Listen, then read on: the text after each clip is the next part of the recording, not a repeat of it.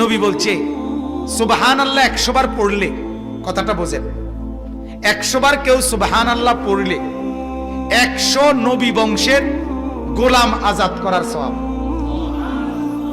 আলহামদুলিল্লাহ 100 বার পড়লে আল্লাহর নবী বলেন 100 ঘোড়া আল্লাহর রাস্তায় যুদ্ধের জন্য দান করার সওয়াব। 100 বার আল্লাহু আকবার পড়লে আল্লাহর নবী বলেন 100 উট হজ্জের মধ্যে আল্লাহর রাস্তায় কুরবানি করার সওয়াব। কয়টার সওয়াব কইলাম?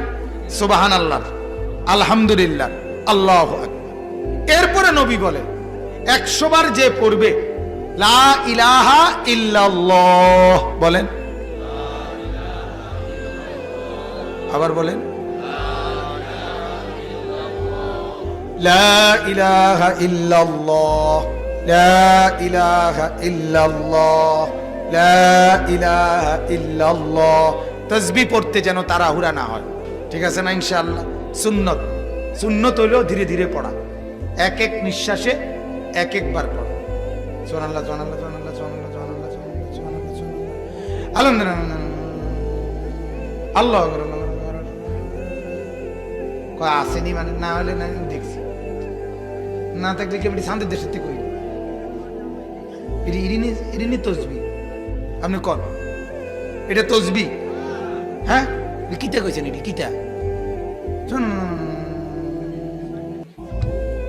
না শয়তানি না বলি, মূলত এটা অবুঝ, ভুল পদ্ধতি। কি পদ্ধতি বলেন? ভুল কি না বলেন? তাসবিহ পড়বেন এক নিঃশ্বাসে একবার। কয় নিঃশ্বাসে কয়বার? সুবহানাল্লাহ, সুবহানাল্লাহ, সুবহানাল্লাহ, সুবহানাল্লাহ, আলহামদুলিল্লাহ, আলহামদুলিল্লাহ, আলহামদুলিল্লাহ, আল্লাহু আকবার, আল্লাহু আকবার, আল্লাহু আকবার, আল্লাহু আকবার। এভাবে আসরের পরে, ফজরের পরে, নামাজের পরে যে 100 দানার তসবিহ পড়েন 33, 33, 34 বার, এটা এইভাবে পড়বেন। যদি বলেন হুজুর আপনার সময় কম, তাহলে আপনি পড়েন না, বাবুরা আপনি জনে কার বেশি কামিল হয়েছেন, কামি করেন। কথা বুঝেন না? আপনার যখন সময় নাই আপনি পড়লেন, আপনি যখন মরতেন না তো আপনি বাতে খান। এজন্য ধীরে ধীরে পড়া। তো বলতেছিলাম 100 বার কেউ যদি কি পড়ে লা ইলাহা ইল্লাল্লাহ, লা ইলাহা ইল্লাল্লাহ, আল্লাহর নবী বলেন আমার উম্মত 100 বার সুবহানাল্লাহর নেকি তো হিসাব করে বললাম, 100 বার আলহামদুলিল্লাহর নেকি তো বললাম, 100 বার আল্লাহু আকবারের নেকি তো বললাম। আল্লাহর নবী বলেন উম্মত আমার লা ইলাহা ইল্লাল্লাহ 100 বার পড়লে নেকি আমি কেমনে বুঝাই রে উম্মত? আমি তো বলতে পারছি না, আমি তো ওজন দেখাইতে পারছি না। আল্লাহর নবী বলেন আমার উম্মত 100 বার যদি পড়ো লা ইলাহা ইল্লাল্লাহ তামলা উমা বাইনাস সামাই ওয়াল আরদ, 7 আসমান ও জমিনের ফাঁকা জায়গাটা নেকিতে পূর্ণ হবে।